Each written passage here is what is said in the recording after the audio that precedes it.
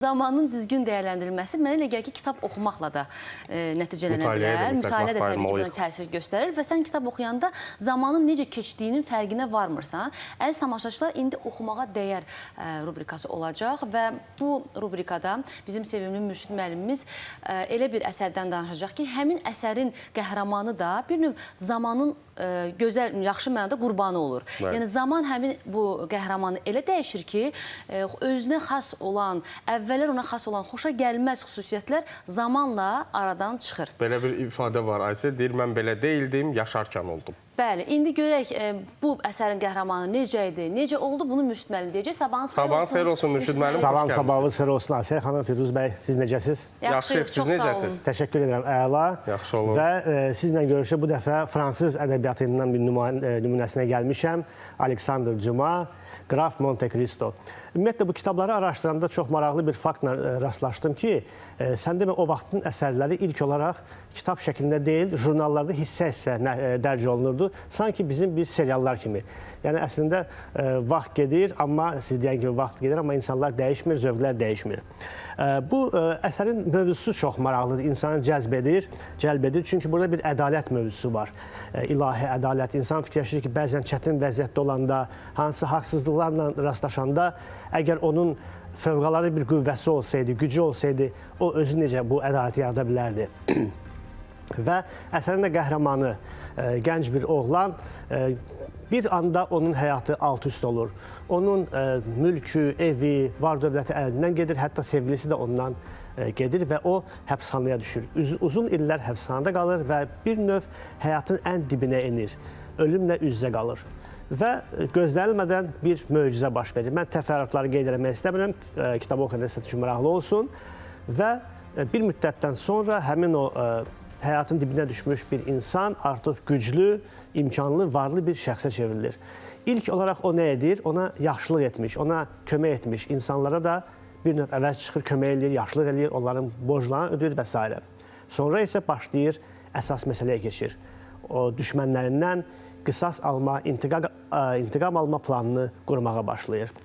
Ümumiyyətlə, Monte Cristo sözünə gəlsək, Monte Cristo nə deməkdir? Əslində, Aralıq dənizində bir adadır, kiçik bir adadır və vaxtilə bu adada piratlar məskən salıb və əfsanələrə görə həmin adada hətta piratların xəzinələri də bastırılıb.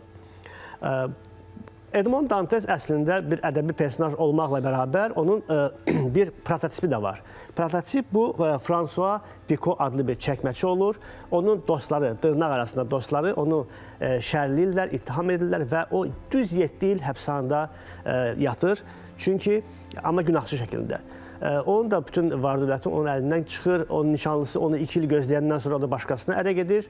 Həbsxanada François Picot bir İtaliyalı ruhani qoca kişi ilə tanış olur, dostlaşır və ölüm ayağında həmin o İtaliyalı ruhani ona bir sirr açır. Milanda gizlədilən böyük bir xəzinə. François Picot həbsxanadan çıxandan sonra həmin xəzinəyə sahib olur və öz düşmənlərindən qisas almağa başlayır. Gördüyünüz kimi süjet çox yaxındır. Ümumiyyətlə, Alexander Dumas'ın adı ilə bağlı çox konspirativ fikirlər var, əfsanələr dolaşır. Hətta əfsanələrdən birinə görə Rus yazıcısı, şairi Alexander Pushkin və Alexander Dumas eyni bir adam kimi qələmə verilir. Çünki Alexander Pushkinin vəfat edəndən sonra Avropada, Fransada bir Alexander Dumas ulduzu peyda olur.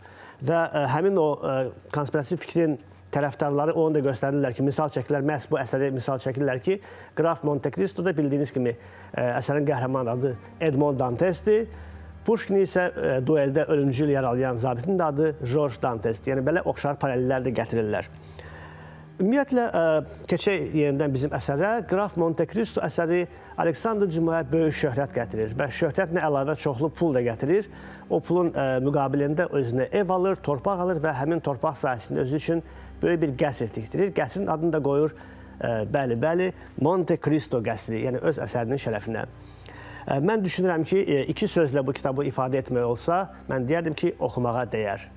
Bizim əziz və dəyərli aparıcılarımız, sözü ötürəm sizə. Ümid edirəm ki, xoş həftə günü keçirərsiniz və siz də bu kitabı oxuyarsınız. Çox təşəkkür edirik Çox sağ Mürşid olun Mürşid müəllim. müəllim. Yaxşı ki, spoiler vermədiniz. Bəli. Kitabı yaralamışam, axıra qədər hələ gəlib çıxmamışam. Çünki həm qalın kitabdır, kifayət qədər zaman tələb edir ki, onu oxuyasan. Yaxşı ki, spoiler Biz də vermədiniz. zamanı nizamlamaqdan danışırıq, o da heç də asan iş deyil. Mən filminə baxmışam, bu Rus kinematografiyasını çəkdi. Çox uşaq yaşlarımda izləmişdim o filmini. Sevmişdim, amma kitabını açıq hələ oxumamışam. Növbədə çünki əlimdə kitablar var, onları oxuyuram, amma bitirəndən sonra düşünürəm ki, Qraf Monte Cristo'nu da oxumalıyam. Çünki çox dəyərli bir klassikə çevrilmiş əsərlərdən biridir.